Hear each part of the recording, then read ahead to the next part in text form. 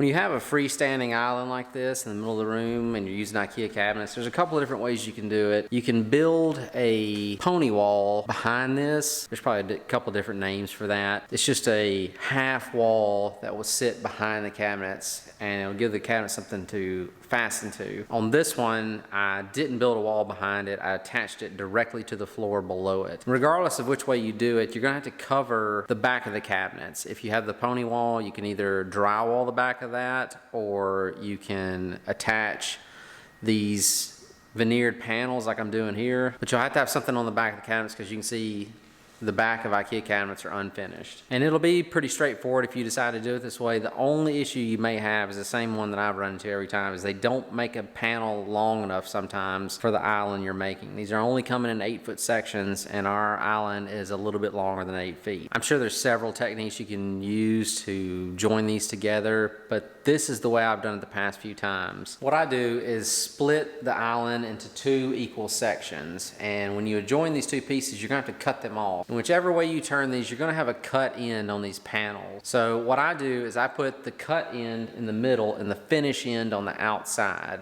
I'll show you. You can see this is the end of my panel and it is a finished end. So when you're looking from this side, you'll have a nice finished piece there, and the other side will be the same way. And in the middle where I cut these down, you'll have this cut edge that you're gonna have to do something with. And IKEA might have a piece they use for joining these 2 pieces together. I've never really looked into it that much because I've only had this come up like 3 kitchens I've built.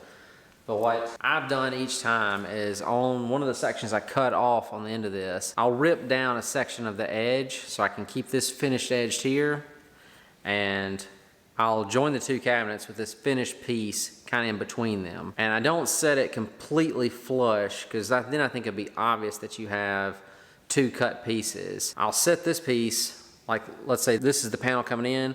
Instead of setting them flush, I'll set this one a little bit proud, almost like it was intentional. I think if you work too hard to try to hide the fact that you're mending 2 pieces together, it becomes more obvious that you are. So in my thinking, if you're gonna have to mend 2 together, go ahead and make it look like they were supposed to be mended together, not that you're trying to hide that they are, if that makes any sense. And again, I haven't checked. IKEA might make some fasteners for accomplishing the method I'm doing now, but I haven't really checked. I just picked these up at Home Depot. These are just some inside corner braces, and I'll attach part of it to this and the other part to the panel that's here just to hold it all together.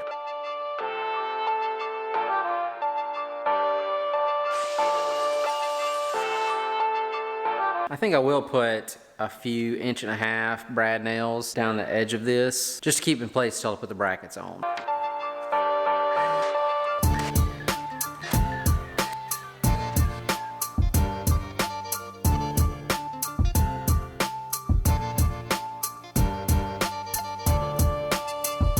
That was one thing I was worried about. These brackets were the smallest ones they had. You can see they're a little too tall. The holes here are actually above my filler piece. They didn't actually have one any smaller than this though, so I'm gonna attempt to just make my own couple of holes in this to attach to the filler piece. It may not work, and I may have to rethink this whole thing, but I'm gonna try that first.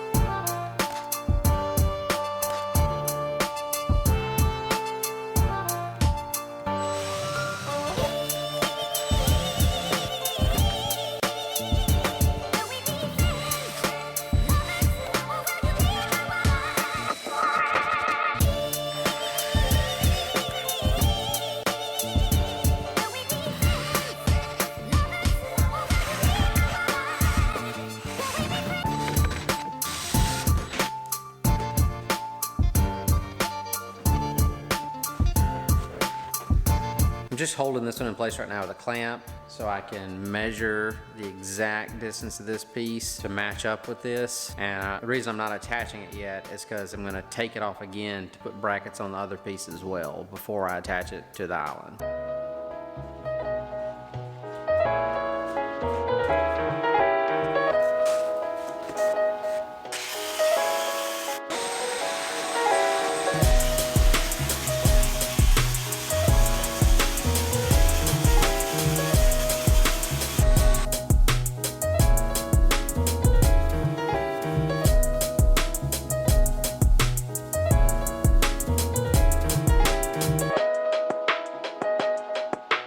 Unfortunately, there's a little bit of a high spot in the floor here that I didn't realize till I set this panel in place, and I'm pretty sure what's causing it. The plumbing is in this cabinet. When they were floating the concrete, that's where that pipe was, and it just got a little hump in it right there. And in construction around here, that's not completely unusual. If I had noticed it ahead of time, I could have done a self-leveler on the floor right here to float this out a little bit better so it wouldn't have been as noticeable. But I think now, since I'm this far in, I'll have to scribe the bottom of the cabinet so that this panel will sit level like it's supposed to. And I hope I don't mess this panel up because I don't have another one.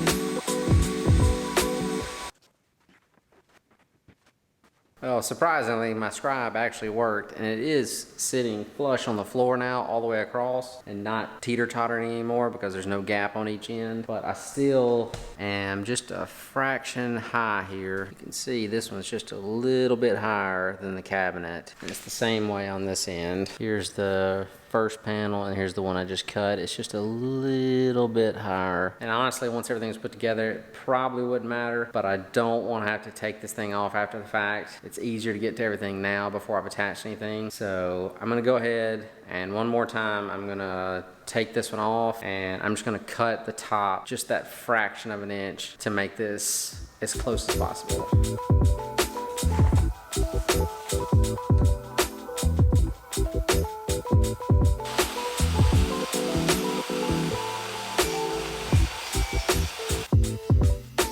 I think that's way better. Probably a little shorter than the trim piece now. That trim piece was a little bit high. It was actually higher than this one. This one's just sitting a little proud, but this one's sitting about the same level this one is now, so I think that's good.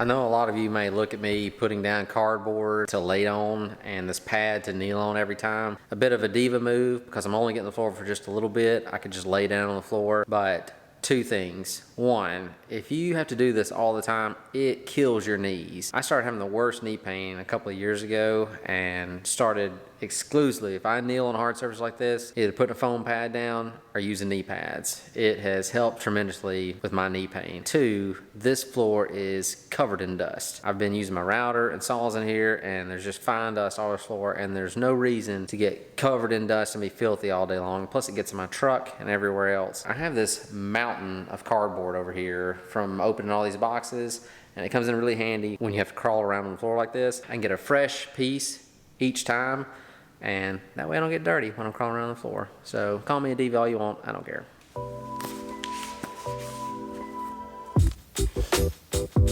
I'm gonna try to use these brackets underneath here to attach the bottom part to the cabinet. There's not a lot of space, so I can't actually fit my impact driver under there, so I'm using this right angle driver attached to it. The driver turns this, which in turn turns it in the right angle here. And I'm hoping I can fit this under there and get a few screws in to attach this. I really only need it attached on each end to keep it from moving.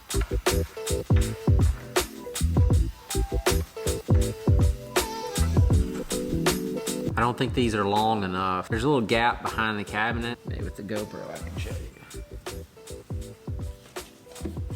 You can see even when I pull it tight here, there's this little gap. So this bracket won't quite fit there. It's just a little bit small for that.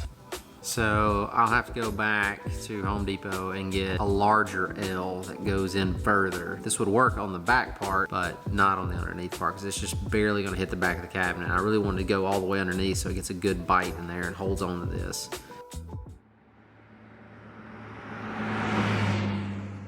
I went by Home Depot this morning and I picked up these brackets instead, so let's try this again.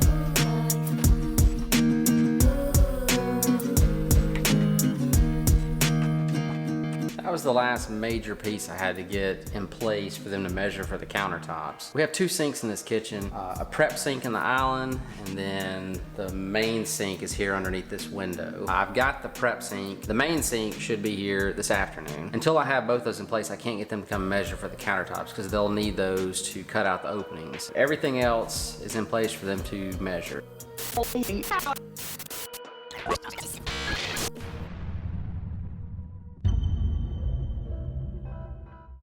Any word from Captain Bob yet? I was attempting to make contact with Ops Team 143, but they must have moved underground during their search. And they're the ones assigned for finding Captain Bob? Man, I'm sick of walking this dang tunnel. Our orders were to keep searching until we find Captain Bob. So, we have some of our best men on the team then? Troopers Andy and Steve. Well, I mean, pretty good. I say we go back to the ship. Tell them we found Captain Bob's bones laying in a pile being gnawed on by some rats.